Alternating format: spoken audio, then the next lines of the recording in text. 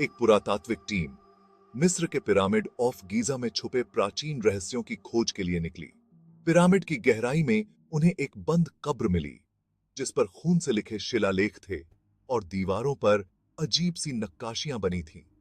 इस कब्र को देखकर टीम के सदस्यों को एक अजीब सा डर महसूस हुआ, लेकिन जिज्ञासा के आगे उनका डर फीका पड़ गया और उन्होंने उस कब्र को खोलने का निर्णय लिया।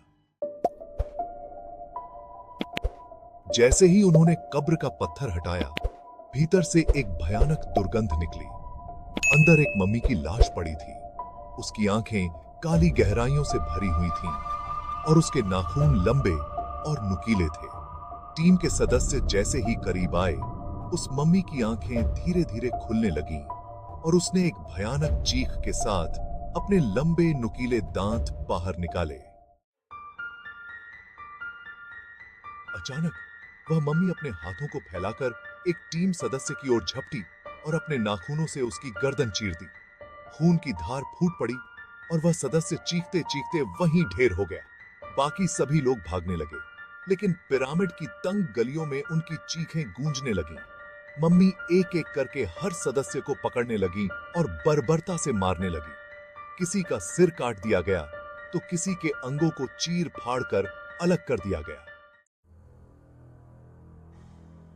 उस मम्मी के हाथों में एक अजीब सी शक्ति थी, जो किसी को भी छूते ही उसकी आत्मा को खींच लेती थी। जब आखिरी सदस्य को मारने के बाद मम्मी शांत हुई, तो उसने धीरे से अपनी कब्र के दरवाजे को फिर से बंद कर दिया। कई हफ्तों बाद एक नई टीम उन गुमशुदा लोगों को ढूंढने के लिए पिरामिड में आई। उन्होंने अंदर जाकर हर जगह खोज की, लेकिन उन्हें कोई भी लाश नहीं मिली। केवल वही कब्र फिर से बंद थी और उसकी दीवारों पर अब नए खून के निशान थे। कब्र के अंदर उन्होंने देखा तो उस पुरानी मम्मी के बगल में कुछ और लाशें थीं, वही लापता टीम के सदस्य। उनके चेहरे पर भय की जमी हुई अभिव्यक्ति थी और उनकी आंखें अब भी खुली हुई थीं, मानो किसी अनजान डर के साथ कैद हो गई हो।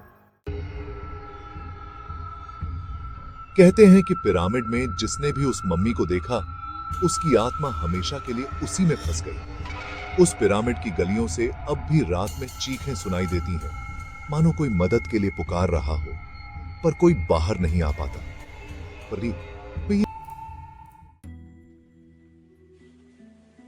और भी खौफनाक कहानियां सुनने के लिए मेरे चैनल स्टोरीली को सब्सक्राइब करें।